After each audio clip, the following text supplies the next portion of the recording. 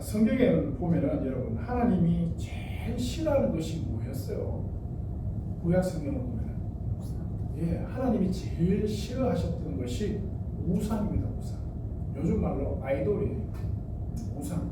사람들이 주목하는. 하나님은 자기가 천지와 만물을 창조하시고 인간들을 창조하셨습니다. 당연히 부모가 자녀를 통해서 기쁨을 누리고 싶은 것처럼 하나님께서도 우리를 통해서 영광 받으시고 기쁨 누리기를 원하시는데 사람들은 누구를 바라보고 있어요? 우상을 바라보고 있어요. 하나님께 영광이 아니라 자기에게 기쁨을 주는 어떤 우상을 만들고 그것을 섬기고 있기 때문에 하나님은 그 우상 섬기는 것을 가장 싫어하셨다. 사람들이 제일 좋아하는 것이 사실은 자기에게 기쁨을 주고 자기에게 만족을 주는 그 무엇이에요? 그게 뭐냐? 그게 우상이라는 것이죠. 우상. 여러분들 혹시 우상 있으세요? 여러분들의 우상은 뭐예요? 여러분들이 마음속으로 추구하고 지금 따라가고 있는 게 그게 무엇인가? 여러분들의 욕망을 자극하고 여러분들에게 그 욕망에 만족을 줄 것처럼 계속 여러분들 눈앞에서 마음에서 어른거리고 있는 거 그게 뭐예요? 그거 있어요 없어요? 그게 우상이에요. 여러분들이 말은 하지 않아도 지금 마음속에서 막 헷갈릴 거예요.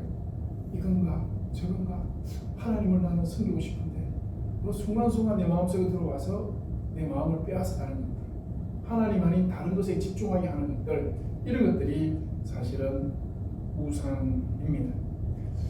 오늘 이 사도 바울은 우리에게 있어서 그 우상이 무엇인지 다시 한번 생각을 해보도록 도전하고 있다. 제가 지난주에 세계관에 대해서 잠깐 말씀을 드렸어요. 세계관. 사람들의 정신세계의 흐름에 대해서 제가 말씀을 드린 기억나죠? 하나님을 알지 못했던 시대. 오늘 아데 내에서 사도 바울이 만났던 이 사람들의 사고의 가운데 있었던 바로 그런 시대. 우상을 그리스 로마 신화의 그 신들이 자기들에게 복을 주고 자기들을 다스리고 자기들에게 생명을 주는 것처럼 생각하며 살았던 시대를 신화의 시대라고 했어요. 미토스의 시대라고 불러요. 그리고 예수님이 오시고 기독교가 전 세계에 퍼지면서 기독교 어떤 신학과 기독교의 교리가 사람들을 지배했던 시대를 로고스의 시대다. 제가 그렇게 말씀드렸죠. 그러면서 사람들이 점점 하나님에게서 매여 있는 것을 불편하게 느껴요. 왜 우리가 교회 중심으로 살아야 되나? 왜 우리가 하나님 중심으로 살아야 되나? 우리 인간 중심으로 살고 싶다. 내 마음대로 살고 싶다. 하나님에게서 떠나고 싶다. 그러면서 생겨난 것들이 소위 말해서 휴머니즘이에요. 휴머니즘. 인간의 이성이 점점 깨어나는 시기다. 이렇게 얘기하지만은 사실은 하나님에게서 떠나고 싶은 인간들이 이제 하나님을 떠나가는 그런 시대가 휴머니즘 시대예요. 인문주의 시대가 열리게 되고 20세기, 21세기 들어가서 과학 문명이 드디어 이제는 신이 되어서 우리가 그 과학 문명을 지금 추종하고 따라가는 그런 시대에 살고 있어요. 근대화 시대. 그리고 지금은 후기 근대 사회에 살고 있다. 그러니까 소위 말하는 포스트 모던 사회에 지금 우리가 도착해 있다. 그래서 근대화 사회의 특징은 이성 중심이에요. 근데 후기 근대 사회가 되면서 사람은 이성이 아니라 감성주의 시대로 지금 가고 있고 개인주의 시대로 가고 있고 탈구조주의 시대로 가고 있고 쉽게 말하자면은 하나님에게서 떠나서 계속해서 멀어져 가고 있다. 여러분 이렇게 보시면 돼요. 하나님에게서 멀어져 가는 시대. 요즘 여러분 AI라는 말을 많이 들어보시죠. 인공지능. 이제 앞으로는 인공지능이 또 어떤 굉장한 우상처럼 우리에게 다가올 겁니다. 주식하시는 분들은 인공지능에 대해서 굉장히 관심이 많으실 거예요. 저는 연구소 출신이라서 인공지능에 대해서 관심이 많습니다만 결국은 사람들은 그 인공지능에게 종속되고 그것을 우상화하는 시대가 이제 점점 오고 있다. 결국 제가 말씀드리고 싶은 것은 그러한 것들이 우리에게 뭐가 되느냐 하면은 우상이 된다는 거예요. 우상.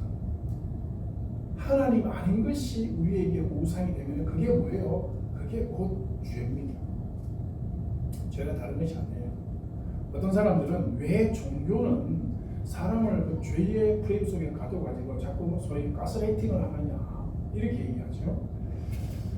인간 중심의 세상에서 사실 이 죄인이라는 개념, 또 죄를 심판하시는 하나님이라는 개념은 어떻게 보면 굉장히 생소해요. 내 마음대로 살아왔는데 그게 죄다? 그러니까 그게 왜 죄지? 내 하고 싶은 거, 내가 원하는 것을 내가 따라 살아왔는데 그게 왜 죄냐? 그러나 여러분, 인간 마음속에 그게 죄라는 증거가 있어요. 그게 뭡니까?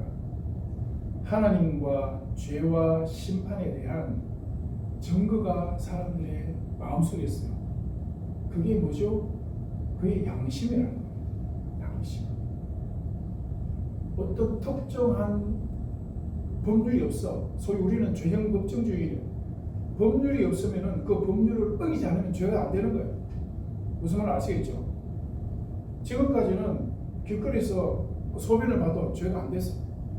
그런데 어느 날 경범죄 처벌법이 생겨서 길거리에서 소변 보면은 이게 죄입니다. 그럼 그때부터 소변 보면 죄가 되는 거예요. 근데 그 죄 항목이 없으면은 그 행위가 죄가 안 되는 거죠. 자, 그러나 우리는 양심은 알고 있다. 사람들 앞에서 소변 보면은 마음에 부담이 생기죠. 그게 우리에게 희미하지만은 우리가 하나님의 형상을 담고 있다는 하나의 증거예요. 그 양심이 곧 우리에게 하나님의 형상으로 지어진, 그리고 어떤 행위에 대한 죄가 되는 것인지 선이 되는 것인지를 알려주는 척도가 되는 것이 바로 양심이라는 것입니다. 로마서 1장 19절을 보면은 하나님을 알만한 것을 사람들 속에 보이셨다라고 분명히 바울이 얘기합니다. 하나님 알만한 것을 사람들 속에 보였어. 원래 사람은 하나님의 형상으로 창조되기 때문에 우리는 하나님의 이미지를 담아내고 있어요. 그런데 죄가 들어와서 이것이 허해졌어, 더러워졌어, 부패해졌어요. 그래서 우리의 지금 부패된 어떤 것으로는 하나님을 온전히 발견할 수가 없어. 그러나 부패했지만 아직까지 희미하게나마 사람들의 양심 속에는 우리가 하나님과 관계 있는 존재라는 것을, 하나님이 무엇을 원하는지를 우리 양심은 말해주고 있는 것이죠. 오늘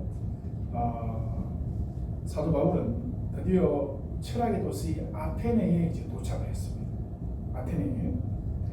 아테네는 우리가 잘 아는 대로 당시 그리스 로마의 이 신화적 배경 가운데 있는 그런 도시죠. 철학의 도시이면서 동시에 너무나도 미신적인 도시죠. 알지 못하는 신마저도 섬기고 있는 이런 이 정도의 이 우상이라고 하기에도 너무나 좀 부족한 이런 모습들을 보이고 있는 사람들이 이 아테네 사람들이고 그 시대 사람들의 이 정신세계라는 것이죠. 이러한 아테네 사람들에게 너희들이 알고 싶어하는 참신이 누군지를 내가 알려주겠다. 그래서 논쟁하고 변론한 내용이 오늘 본문의 말씀이에요. 이 논쟁은 어쩌면은 이 시대를 살아가는 그리스도인들이 이 세상을 향해서 여전히 논쟁하고 있는 것과 같은 겁니다. 바울은 이 신화의 도시, 이 우상의 도시에서 무엇을 지냈을까? 첫째는 당시 아테네의 중심 철학이 오늘 본문에 나와 있어요. 두 가지가 있습니다. 하나는 자연 법칙을 다스리는 신이 있다라고 믿어요.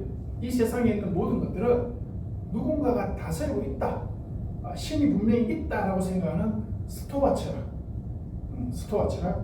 그 다음에 동시에 신들은 존재하지만은 그 신들은 우리의 삶에 일일이 간섭하지 않는다. 우리가 그냥 알아서 살면 되는데 우리는 쾌락을 추구하는 쪽으로 그냥 그렇게 가면 된다라고 하는 에피쿠로스. 이 두 철학이 지금 그 시대의 사람들의 정신세계를 이렇게 지배하고 있는 거죠. 그러나 여러분 다시 말씀드리지만은 인간은 역시 피조물 하나님께로부터 지원받은 존재라는 것에서 벗어날 수 없어요. 조금 전에도 말씀드렸지만은 알지 못하는 신이라는 재단을 만들어 놓고 그걸 섬겼어요. 왜 그렇게 했냐 하면은 자기들이 이런 신도 만들고 저런 신도 만들고 다 신을 만들었는데 혹시라도 우리가 빼먹고 지금 섬기지 못하는 신이 있을까봐 알지 못하는 신이라고 해놓고 거기서 그걸 섬겨. 왜냐하면 두렵거든. 혹시라도 그 알지 못하는 신을 섬기지 못해가지고 벌을 받을까봐 두려운 마음에 그런 재단을 만들어 놓은 거죠. 그 말은 다시 말해서 마음속에 뭐가 있는 거예요? 죄에 대한 심판에 대한 두려움이 있는 거예요. 이것을 본 바울은 22절에서 이렇게 말합니다. 아테네 사람들아 너희를 보니까 범사에 종교심이 많다. 이게 이제 점잖게 표현한 거죠. 이런 미신쟁이들아 이렇게 얘기하면 그 사람들이 마음이 불편하잖아. 그러니까 너희들 참 범사에 종교심이 많구나. 내가 너희들이 알지 못하는 신에게라고 하긴 그런 재단도 보았는데 너희들이 알지 못하고 섬기고 있는 그 신이 내가 누군지 말해줄게. 그래서 진짜로 그 알지 못하는 신에 대해서 얘기하는 것이 아니라 이걸 접촉점으로 삼아가지고 하나님이 누구신가, 하나님이 계신다라고 하는 것을 그 사람들에게 지금 설명을 하고 있는 거죠. 그래서 첫째로 사도 바울이 말하고 있는 하나님은 누구시냐? 천지의 주제가 바로 하나님이시다. 천지의 주제가 제우스 신이 아니라는 거죠. 너희들이 지금 제우스가 하늘의 신으로 세상을 다스리고 지배하는 것으로 그렇게 믿고 있지만은 그건 너희들이 만든 우상이잖아. 원래 천지의 주제가 하나님이 계신데 그 형상이 남아있거든요. 그러다 보니까 분명히 천지의 주제가 있는 것 같은데 지금 누구신지 모르는 거야. 그래서 우상이란 걸 제우스라는 걸 만들어 놓고 그걸 천지의 주제라고 지금 그들은 섬기고 있다는 것이죠. 그게 아니다. 손으로 지은 신전에 계신 분이 아니야. 너희들은 그 제우스가 올림피아산 신전에 그 속에 있다고 생각하지만은 우리 하나님은 그런 신전 속에 갇혀 있는 분이 아니야. 하나님은 천지를 주관하시고 창조하시고 역사하시는 그분이 누구시다? 하나님이시다. 너희들을 지으시는 누구시다? 하나님이시라는 거예요. 그렇게 지음 받은 존재가 되다 보니까 그 지으신 분에 대한 마음에 끌림이 있잖아요. 애들이 어릴 때 외국으로 입양을 가요. 입양 가면 그 애들이 부모를 찾습니까? 안 찾습니까? 부모를 찾아와요. 나이가 들면 부모를 찾는다. 왜 찾아요? 그 애가 스스로 태어난 존재가 아니라 부모로부터 낳음을 받은 존재들이기 때문에 그 아이들이 나이가 들면은 자기를 놓은 부모를 찾는 거예요. 마찬가지예요. 사람도 지으실 리가 있어. 하나님이 사람을 지으셨다고. 그러므로 사람들은 하나님을 찾아야 되는데 죄로 인해서 가리워진 이 양심이 하나님을 제대로 찾지 못하고 뭔가 자꾸 만들어 놓고 자꾸 섬기게 되는 것이죠. 이게 동물과 사람의 차이입니다. 여러분 동물이 예배 드리는 거 봤어요? 예? 동물이 예배 드립니까? 동물은 예배 드리지 않습니다. 예배드리는 이 땅의 유일한 생명체는 인간밖에 없어요. 왜냐하면 인간은 하나님의 형상으로 지음받은 것이기 때문에. 옆 사람을 한번 쳐다보세요. 옆 사람을 쳐다보세요. 자, 이렇게 말해봅니다. 예배를 드리지 않으면 짐승입니다. 예. 아시겠죠? 예, 예배를 드릴 줄 모르는 하나님을 찾지 아니하고 하나님께 경배할 생각이 없는 사람은 그 짐승이에요. 영성이 짐승과 똑같은 거예요. 그러나 사람 마음속에는 내가 다시 말씀드리지만 희미해졌지만 부패해졌지만 썩어졌지만 하나님의 형상이 남아 있는 거예요. 그래서 아이가 부모를 찾듯이 사람은 하나님을 찾게 되어져 있어요. 우리 그런 얘기 많이 하잖아요. 절에 성녀들도 무거운 거 짊어지고 겨울에 강을 건너가다 강이 쭉 갈라지면 누구 찾아요? 아이고 하나님 한다 그러잖아요. 그게 뭐냐면은 인간의 심령 속에는 그 하나님이 계신 거예요. 나머지 것들은 우리가 다 철학적 사유에 의해 가지고 만들어 놓은 겁니다. 세상에 존재하는 종교들은 철학적인 인간의 사유를 통해서 사람이 만들어 놓은 것들이죠. 특히 그리스 로마 속의 이 신들은 자기들이 담당하는 영역들이 있습니다. 제우스 같은 거는 하늘의 신이고, 포세이돈은 바다의 신이고, 아데나는 전쟁의 신이에요. 아테네라는 도시 이름도 이 아데나 신의 이름을 따라서 이렇게 지어놓은 거죠. 그러니까 인간의 생각처럼 하늘은 누구 것이고, 바다는 누구 것이고, 전쟁은 누구 것이고, 문화가 누구 것이고, 예술은 누구, 이런 식으로 쭉 만들어 놨지만은 사실은 그 모든 것을 주관하시는 분은 누구시라고? 천지의 주제는 여호와 하나님이시다. 이걸 지금 우상을 보고 사도 바울이 말하고, 우상을 섬기고 있는 사람들에게 말하는 거예요. 24절에 보면 손으로 지은 신전 속에 있는 신은 신이 될 수가 없는 것입니다. 인간의 생각을 뛰어넘어서 우주와 그 가운데 있는 만물을 만드신 분이 바로 하나님이시니까 그 하나님을 섬겨야 된다. 그 하나님을 예배해야 된다. 이렇게 지금 설교하고 있는 것입니다. 사랑하는 여러분, 특히 바울은 26절에서 굉장히 중요한 말을 합니다. 인류를 한 혈통으로 만드셨다. 그렇게 말해요. 이 원어적인 의미는 인류는 한 어머니로부터 나왔다 하는 것과 같은 말이에요. 아시겠죠? 인류는 한 어머니로부터 나왔다 라고 지금 바울이 주장을 하고 있습니다. 그런데 21세기 들어와서 그게 증명이 됐어요. 사람에게 세포 속에 미토콘드리아라는 게 있어요. 이 미토콘드리아가 하는 역할은 에너지를 생성한다. 세포 속에 에너지를 생성해서 사람이 생활하도록 만들어주는 게 미토콘드리아인데, 이 미토콘드리아는 목의 쪽 유전을 담아낸대요. 그래서 미토콘드리아로 쭉 따라 올라가서 연구를 해보니까 결국은 모든 것들이 한 여자에게로 올라가더라고요. 그래서 결국은 우리 기독교 입장에서는 그 봐라, 아담과 하와를 통해서 모든 인류가 세상에 퍼졌다. 이 성경에서도 인류를 한 혈통으로 만든 증거다. 우리 이렇게 주장하죠. 그런데 역시나 하나님을 믿지 않는 그런 진화론을 주장하는 사람들은 그 봐라, 하나의 세포가 우연히 생겨나가지고 거기서부터 모든 사람이 퍼졌다는 증거다. 이런 식으로 그 사람들 받아들이는 거죠. 한 원숭이 어머니로부터 모든 인류가 나왔다. 뭐 이런 거예요. 성경에서 주장하는 것들이 사실은 어떻게 보면 허무맹랑한 것 같은데, 시간이 지날수록 과학이 발전할수록, 고고학이 발전할수록, 생물학이 발전할수록, 유전학이 발전할수록 성경적인 것들을 계속 취재하고 있다는 것을 사실 우리가 주목해 봐야 됩니다. 사도 바울이 무슨 세포학을 공부했습니까? 미토콘드리아를 목에 유전한다는 걸 어떻게 사도 바울이 알고 이런 일이 있겠어요? 그냥 한 가지 사실만 아는 거죠. 하나님이 아담과 하와를 창조하시고 그 아담과 하와를 통해서 모든 사람들이 땅에 생존하게 되었다. 그 사실을 전하는 거예요.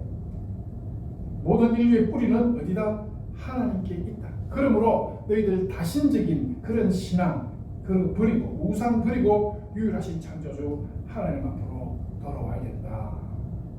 그리고 바울이 이제 아테네에서 아주 참 수준 높게 지금 설교를 했는데, 그 시대의 유명한 시인들의 시를 인용을 합니다. 우리가 생각할 때 바울을 그러면 성경밖에 모르는 사람처럼 느껴졌지만 그게 아니라는 거죠. 이런 걸 보면은 사도 바울이 그 시대의 철학이나 그 시대의 문학이나 이런 것들이 굉장히 많이 알고 있다는 것을 알 수 있는데, 그리스 사람들의 시를 인용을 해요. 28절에 보면은 우리가 그를 힘입어 살며 기동하며 존재한다라는 말이 있어요. 우리가 그를 힘입어 살며 기도하며 존재한다. 이거는 에피메네데스라는 시인의 시를 인용을 한 거예요.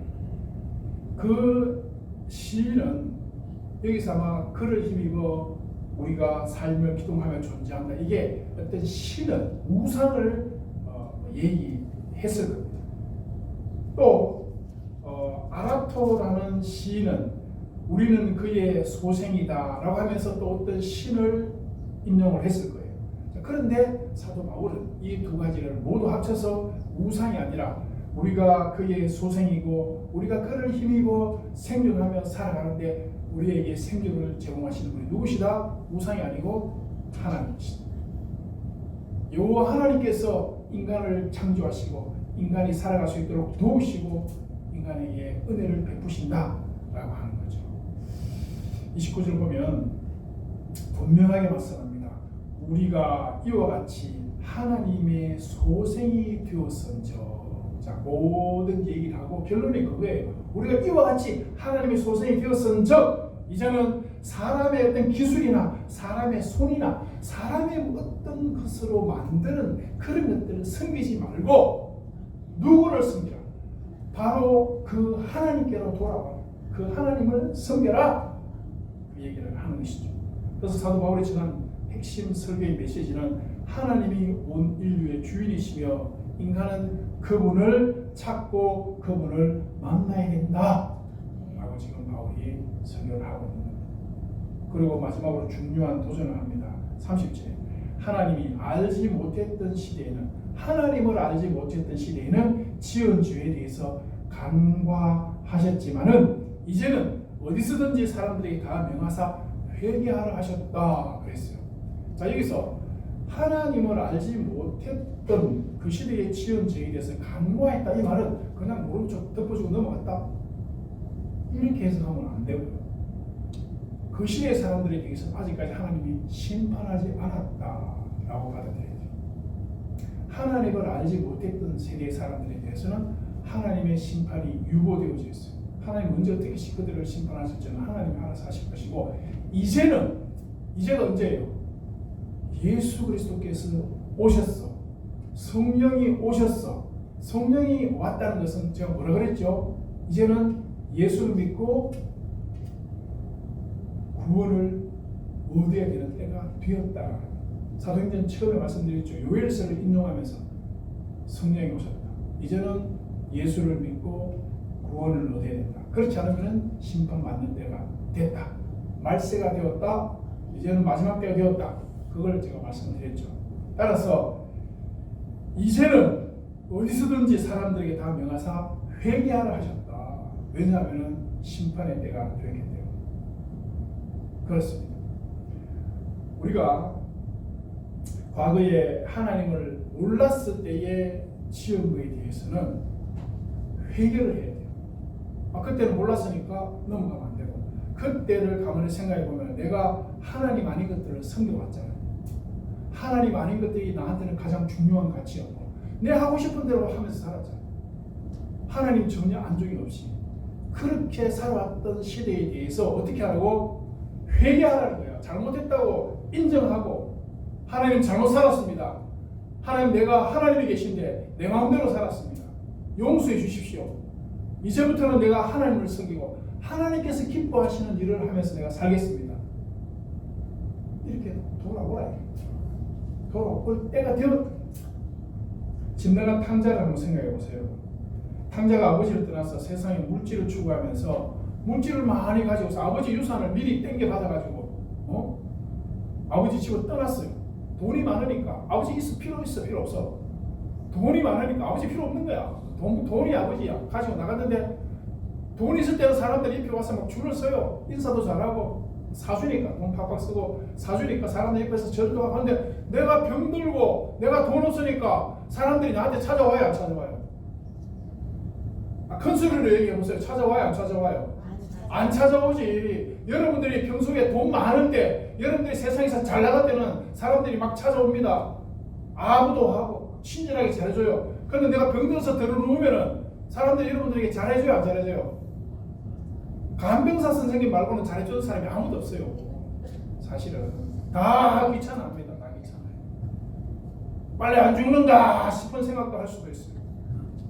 그것이 사람들의 본성이고 그게 죄란 말이야. 이 탕자가 돈을 많이 챙겨가지고 집을 떠났어요. 아버지 필요 없고 돈만 있으면 된다. 그랬는데 돈 다 떨어지고 나니까 먹을 게 없어. 누가 자기한테 먹을 것도 안 줘. 아무것도 안 줘. 결국 돼지가 먹는 그 열매 먹다가 이러다 죽겠다 싶으니까 뭐가 생각났어요? 아버지 집이 생각나는 거지. 아버지 집. 아버지 집으로 돌아가야 되겠구나. 근데 아버지 집으로 돌아가야 되겠구나 생각만 하고 돌아 안 가면 어떻게 돼요? 그냥 그렇게 비참하게 죽는 거예요. 그런데 이 탕자는 아버지 집에 돌아가면은 내가 아버지 집에 먹을 거 많으니까 그걸 얻어먹을 수 있겠지. 그리고 찾아왔어요.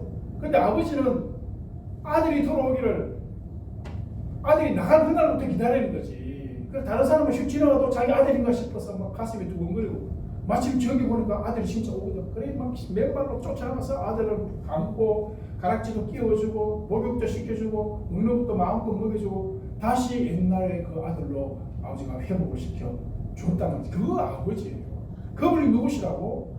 그분이 하나님이시라고 그랬어요. 그분이 하나님이시라고. 그래서 하나님 앞으로 돌아오기를 기다리고 있고, 돌아가기만 하면은 우리는 하나님의 자녀의 지위를 회복할 수 있는데 사람들이 안 돌아가요. 왜 안 들어가죠? 어디에 안 들어가요? 아직 돈이 있으니까, 아직 살만하니까. 예. 꼭 그렇게 매를 맞고, 예? 그래야 돌아갑니까? 그 전에 많은 전도자들이 전도하잖아. 하나님에 대해서 얘기해주고, 예수 그리스도에 대해서 얘기해주고, 이렇게 살면 안 된다고 얘기해주고, 수많은 사람들이 얘기해주는데, 그 많은 사람들 한 사람 말만 딱 듣고라도 교회를 나오면은 아버지 집으로 돌아오는 거예요. 그러면 아버지가 안아주시고, 품어주시고, 지금까지 사탄이 꽉 사로잡고 있던 사탄도 하나님께서 딱 물리치시고 하나님 자녀로 회복시켜 주실 건데, 그 머릿속에 들어있는 것이 세상에 자꾸 우상들, 그런 것들만 쫓아가니까 교회가 안 오는 것이죠. 31절, 정하신 사람으로 하여금 천하를 공의로 심판하신 나를 정하셨다. 정하신 사람이 누구야? 예수 그리스도를 통해서 심판하신 나를 정하셨다. 그러므로 하나님 앞으로 돌아와야 된다. 그리고 이 심판에 대한 증거로 제시하신 것이 뭐냐면은 놀랍고도 예수 그리스도의 부활입니다. 하나님을 믿지 않는 자들에게 심판하실 것이다. 돌아와라. 심판에 대한 증거가 예수님의 부활이에요. 이 두 개가 이렇게 매치가 안 될 것 같은데 가만히 생각해 보면은 접촉점이 있어요. 자, 예수님께서 부활하셨다는 것은 죽으셨다는 거잖아요. 왜 죽으셔요? 죄. 누구의 죄?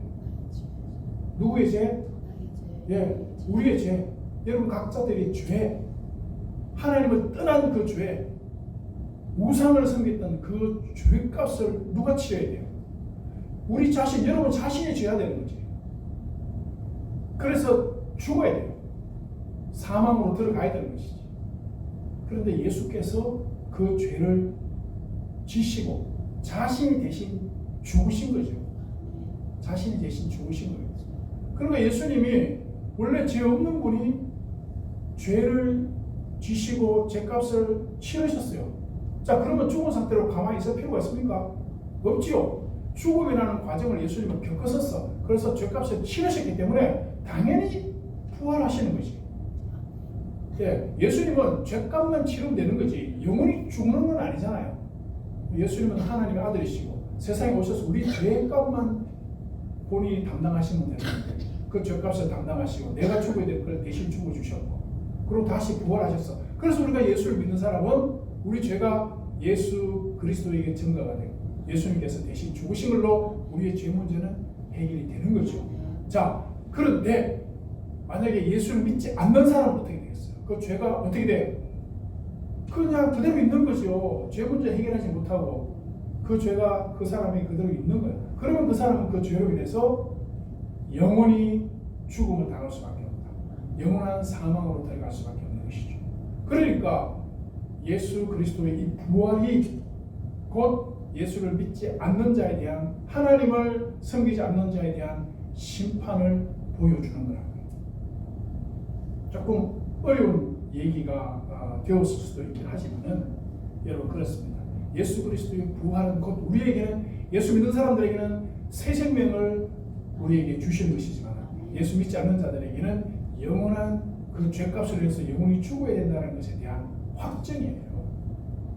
그래서 주님 앞으로 예수 앞으로 돌아와야 됩니다.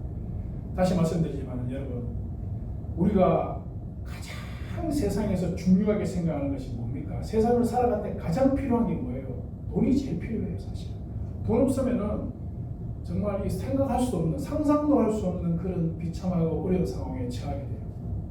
그러니까 사탄은 딱 그 물질을 가지고 우리를 시험하는 거예요. 우리에게 가장 중요한 것, 그걸 딱 내밀면서 하나님을 섬길래 이 돈을 가진대. 이렇게 차라리 진짜 귀신이 돈이라도 주면 뭐 어떻게 해보겠지만 귀신은 돈을 줄 것처럼 하면서 안 줘요. 귀신이 줄 수 있는 게 아니야. 그게.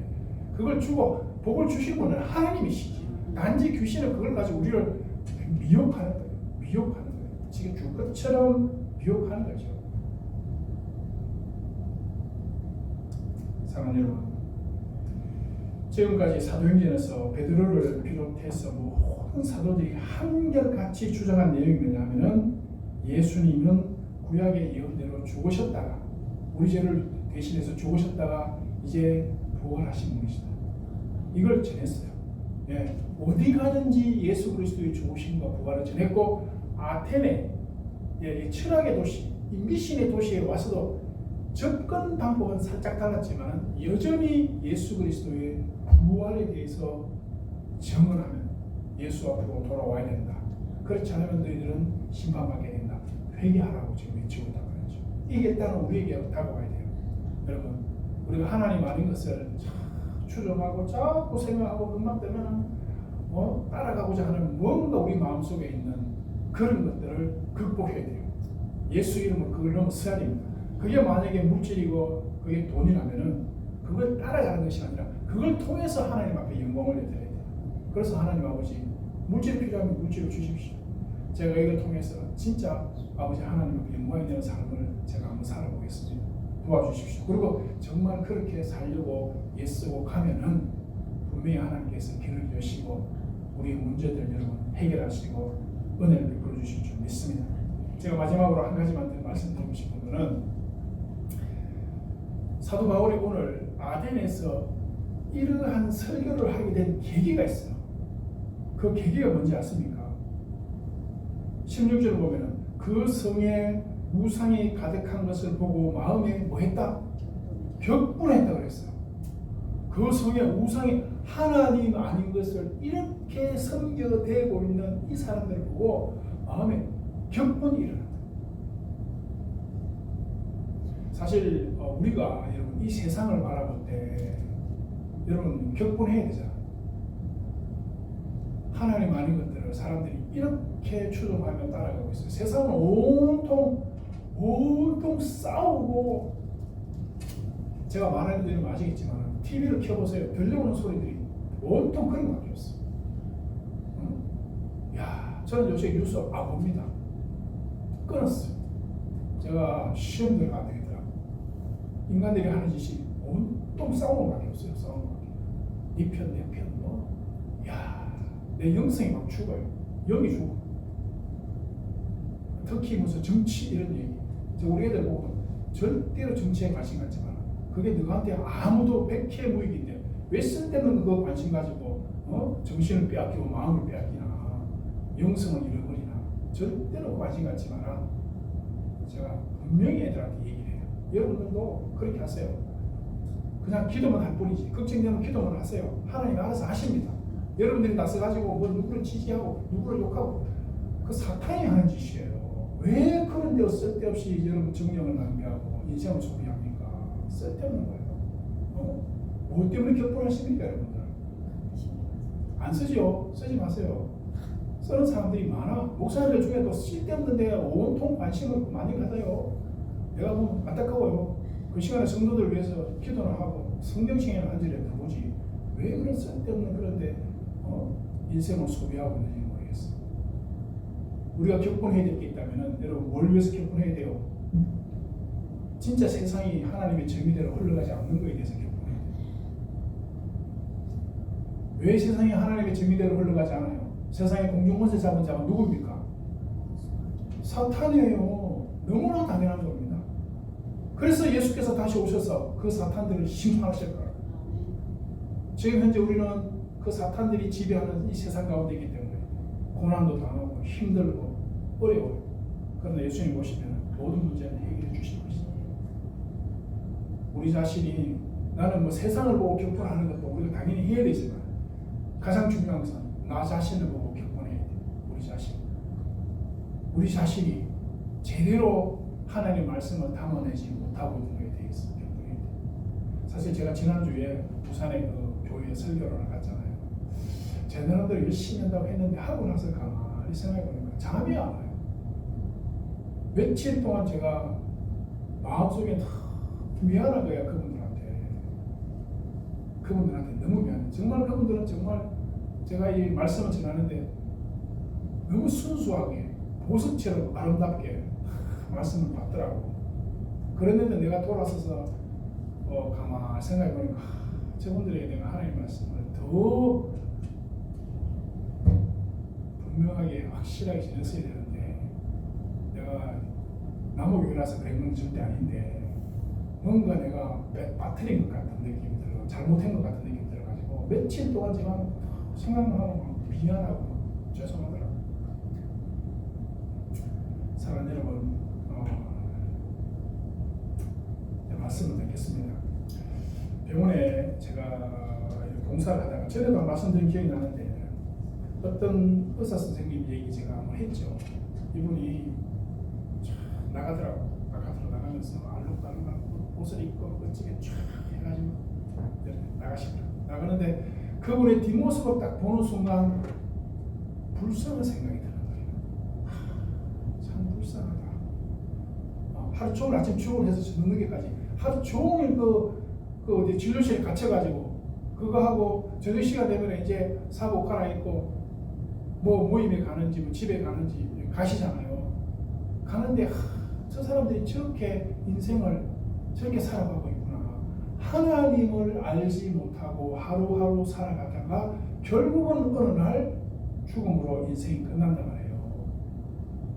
그분이 옛날에 의대 다닐 때 교회를 좀 다녔어. 하나님 아는 사람이에요. 근데 지금은 세상의 재미에 빠져가지고 그냥 거기에 빠져서 살아가고 계시다. 근데 왜 그분의 뒷모습이 그렇게 불쌍하게 느껴졌는지. 사실 그분은 따지고 보면 제가 제일 불쌍하죠. 그분은 사실은 제가 없는 거 다 가지고 있잖아요. 제가 없는 거 다 가지고 있어요. 저는 어디 설교하러 가면서도 그냥 여담입니다. 설교하러 가면서도 혹시 차가 시동이 꺼질까봐 노심초사 불안해가지고 제발 시동 꺼지지 마라. 그러면서 제가 차를 타고 다니는데 그분은 문 열고 딱 나가면 무시대 외제차 딱 타고 폼 잡고 다니더라고요. 그때 그분은 왜 불쌍히 느껴졌을까? 하나님은 모르거든. 하나님 모르고 살아가고 있어. 그게 그냥 왠지 그냥 불쌍하게 다가왔어요. 사랑하는 여러분, 우리는 그렇습니다. 이 세상에 우리가 힘들고 어려운 거 생각하면 우리 스스로가 한없이 불쌍하게 느낄 수 있지만은 그러나 우리에게는 부활의 소망이 있다. 영원한 하나님 나라의 소망이 있어요. 아시겠죠? 영원한 하나님 나라의 소망. 사도 바울이 오늘 이 아덴 설교도 부활에서 시작해서 부활을 끝났어요. 예수 그리스도의 부활, 즉 이거를 막 거기서 열정적으로 전했습니다. 예수의 부활이 곧 우리의 부활이고 우리에게 위로가 되고 우리에게 소망이 되는 거거든요. 여러분 혹시 이 땅 살아가면서 많이 힘들고 어려울지라도 세상의 우상은 잠시입니다. 그것들은 물론 우리에게 순간적으로 위로도 주고 소망도 주고 기쁨도 주겠지만은 그건 잠시니까 너무 거기에 매이지 말고 정말 예수 이름 부르면서 그러한 사탄의 그런 우상의 유혹들을 이기면서 살아가시는 부활의 소망을 가지고 살아가시는 여러분 되시기를 주님의 이름으로 축원합니다.